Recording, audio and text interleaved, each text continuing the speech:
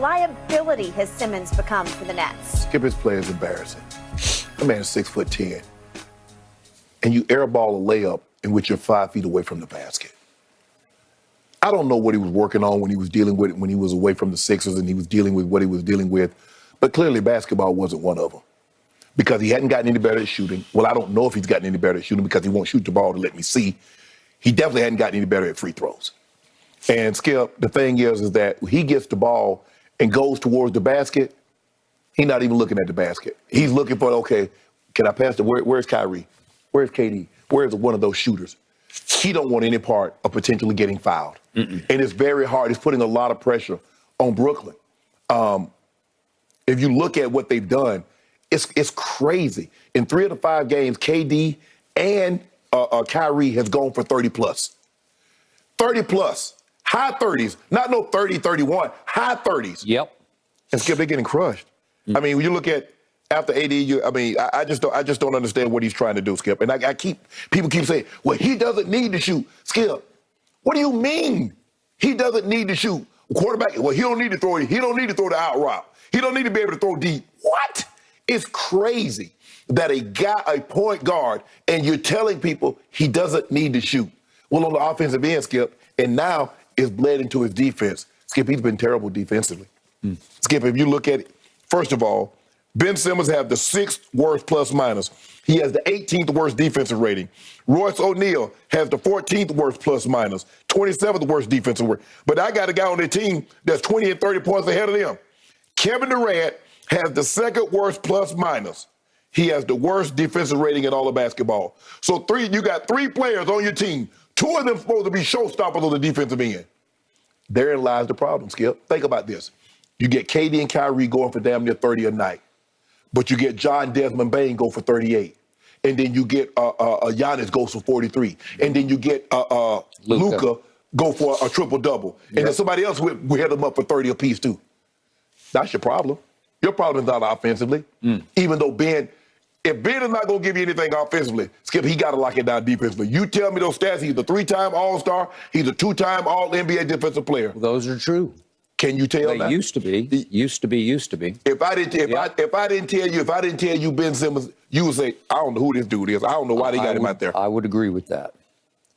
KD is putting up numbers, but KD ain't playing no defense, Skip. He's just out there lunching on the defensive end. And it started I don't know when this started because he gave up that game-winning layup to Jason Tatum. But Skip, he just looked disinterested on the defensive end. Yeah, he getting buckets. Kyrie getting buckets. But you're not going anywhere with this kind of defense. But Ben Simmons, Skip, I don't know. He hadn't exercised those demons, Skip. He doesn't even look, Skip. He doesn't even look at the basket. Damn. So if you're going on sort of a 1 to 10 Westbrook scale of liability, cloud hanging over team. Oh, he's a 10. You'd go 10. 10. I'm going to go 6 on this because I still see some redeeming value you do not see. But I don't disagree with your premise, which is he looks broken. He does, Skip. Psychologically broken. So if we could see what happened right out of the box last night, the first possession that Brooklyn has ended with Ben Simmons actually making a shot in the lane. Who knew? If we could see the first shot that he actually made, there's a big difference in this shot. He turns and he says, oh, I got this. Okay. When he shot that shot from, I don't know, what is it, maybe 8 or 10 feet? Yeah. The difference was he had no fear of getting fouled on that play. Right. He wasn't driving to the basket. He was actually shooting a spinning sort of jumper, maybe even with a little fadeaway to it, okay? And guess what? It went in. I've seen him in his past make a whole lot of those kind of shots. Saying he's a great shooter, but he can do that fairly consistently, at least he used to be able to. Okay? So we follow that up in short order with what just set the internet on fire was the air ball. If we could see it again, to your point, I completely agree with you. This is, oh, bleep, I'm about to get fouled. Yeah. And I stop in midair. I'm not going to finish off this layout because if I try to fish it off, they're going to hack me and send me to the free throw line because who wouldn't? Right. Isn't that the book on him now? Yeah. It's and they had a compilation. They showed that play, and then somebody put the compilation together of him, the Sixers, and he's banging on everybody. He's going to the rim. I'm talking about he's banging on people with left hand, right hand. He's doing it all. Hey, he was, and still is deep down, he's a gifted basketball player. He is an extraordinary passer. I think he's an extraordinary defender. I haven't been seeing it consistently because he doesn't even trust himself doing that anymore. Right.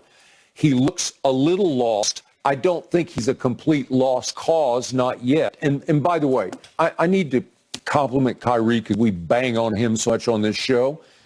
I like what he said after the game last night. He said he was taking the media to task. I'm with him on this.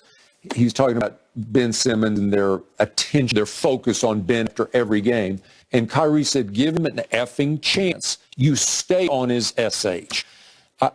I wish you could say other words, but I'm a Jersey boy. He just said, this is how I speak. I'm going to you stay on him.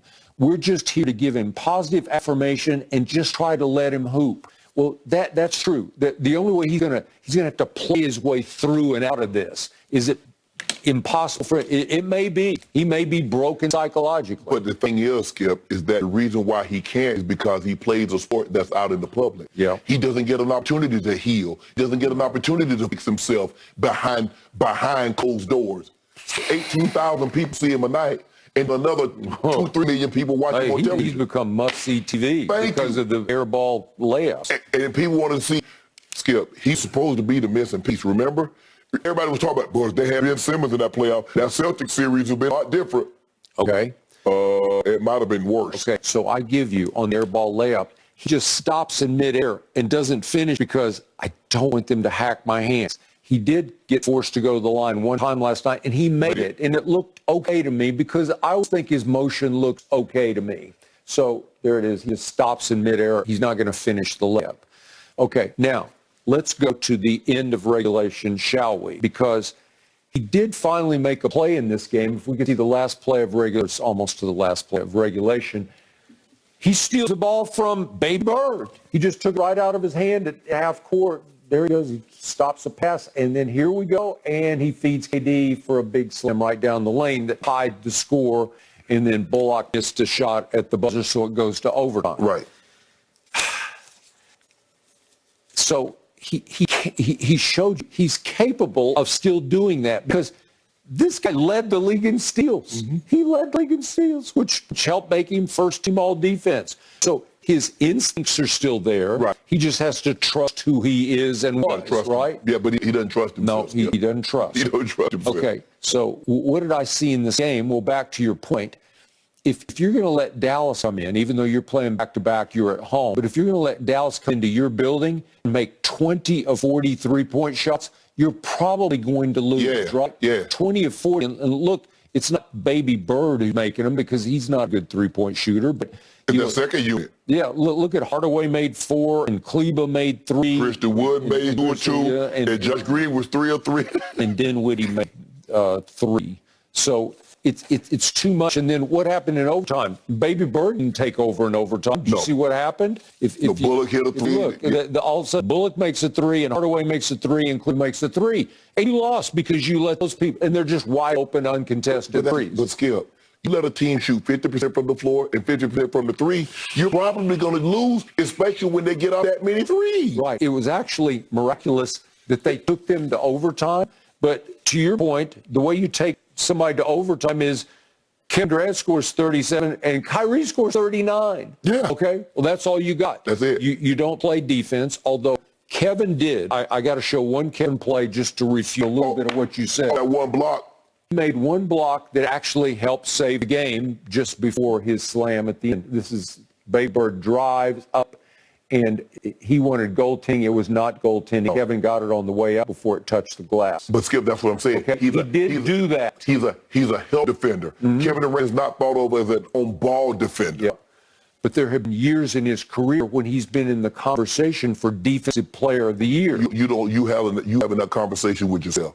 Okay. Nobody thinks Kevin Durant is a great defender. Okay. He's a help defender. He can do that. I think he can be pretty good. I think he can dominate in the lane. He's 7 feet tall and he's like 7'6" long. But when I look at defenders, I'm talking about like a Jordan, like a Kobe, like a Bron in his prime, like Kawhi, like a Paul George when they were in their prime. Yeah. That's what I'm thinking. A help defender, yeah, he could. Dennis Rodman was a defender.